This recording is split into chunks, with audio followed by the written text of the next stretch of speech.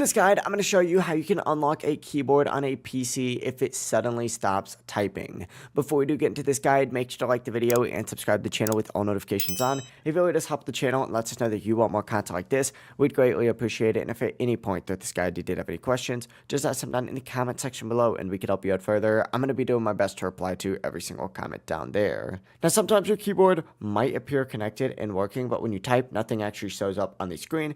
In many cases, the keyboard itself isn't broken, it's simply locked because of a Windows settings. To actually fix this, you need to click on the start button just like so, hit settings, and once you're in your settings, go and look on this left-hand sidebar and find accessibility. Select that, and what you're going to want to do is just scroll down on here until you see interaction and find keyboard on here.